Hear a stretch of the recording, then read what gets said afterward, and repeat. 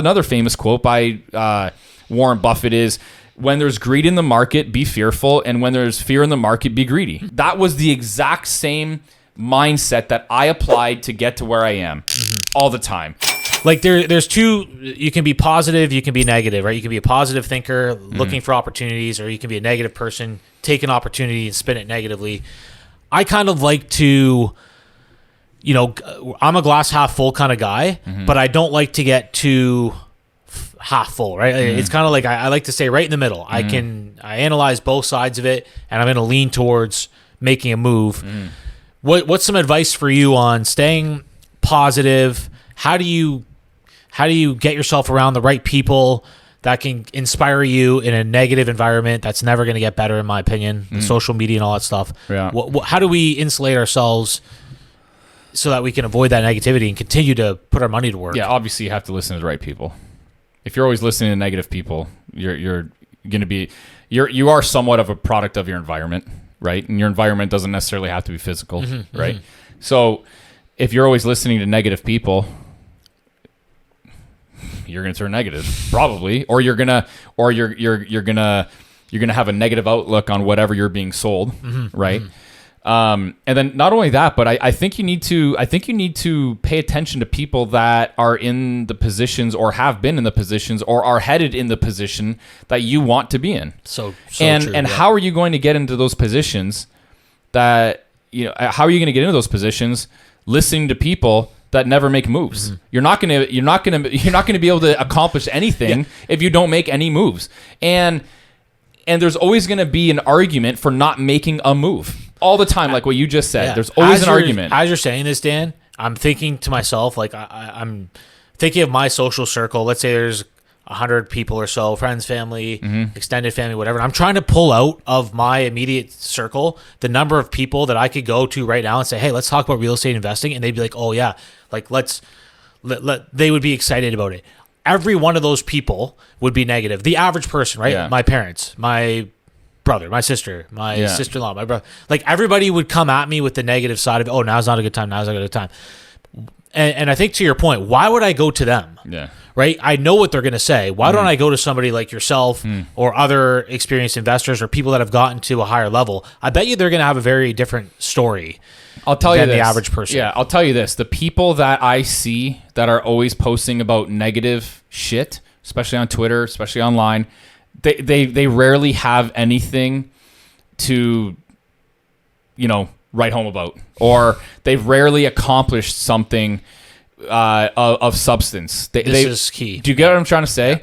Yeah. And the people that claim that they have are anonymous accounts or whatever, so there's no way to actually, not that you should go out there and verify everybody, but I mean, I think it is important to have some sort of verification if you're going to be taking advice from people that they know what they're talking about and they have done it, right? I mean, why would you ever go to the gym and get some personal training advice from a fat guy? Like, it doesn't make that is illogical. Yeah. It's illogical. It's a good analogy here. Walk the walk. Like, I want to take advice from people that walk the walk. And something that I have noticed is the most successful people that I have seen on Twitter, on social media, whatever, they make moves no matter what is going on. They always are making moves. Same thing with the billionaires, Warren Buffett, Charlie Munger. Like, these guys have always said shit during any. Again, what's another famous quote by Warren Buffett is, when there's greed in the market, be fearful, and when there's fear in the market, be greedy. It's exactly the same. I apply that. That was the exact same mindset that I applied to get to where I am all the time. And it's worked out. When we were talking before, you kind of brought up a good point. You were down in Florida. I couldn't make it, unfortunately, but this weekend you were telling me you're on Ocean Drive. Yeah. And you're looking around at the real estate around you, and you said something very interesting. You're like, these people that own this stuff, you think they're sitting around on Twitter right now, doom scrolling, they call it, just looking at the negative news? No. They don't have time for that. No. They don't care what macro's saying. They're analyzing deals on a case-by-case basis. They're putting their money to work. They don't care what the plebs on Twitter are saying, or the people that haven't done anything. Yeah. Like, I found myself in kind of like a Twitter argument the other day where this guy was, he's been calling for like the world to end for the past 6 months straight, and real estate's going to crash and all this. I said, well, hey, do you recommend renting right now instead of buying? And he said, oh, I wouldn't be buying in this environment. I'm like, well, do you rent or do you own a home? And he says, oh, I own a home free and clear. I'm like, why don't you sell it and buy it back during the crash then? Because you're so sure it's going to happen. You're going to make hundreds of thousands of dollars. Like, sell your house now, buy it back when the crash, like put your money where your mouth is. And of course, crickets. Yeah. But I'm not, my point is that like these people that are saying this stuff, they generally don't make any moves. They don't have anything to show for it. Number one. Number two, their actions aren't backing up what they're saying, because if they were, they would sell whatever they're living in, right? And they'd go rent, and they would time the market like they think they can. Oh, it's going to crash. It's going to crash. Okay, sell now. Go buy back. Or they'd be successful enough to realize that, okay, well, that's I'm actually not leveraging my principal residence. Like, why wouldn't I be leveraging my principal residence? I could be, even if in a private mortgage, I could be getting fucking double the amount of interest. Like, just dumb shit like that. Or like, it just makes no sense. Like, the arguments that these guys present don't make any sense. It's indicative of them never making moves, never getting to a certain position in their life that allows that has any sort of credibility for what they're saying in terms of somebody that is substantially successful that should take their advice.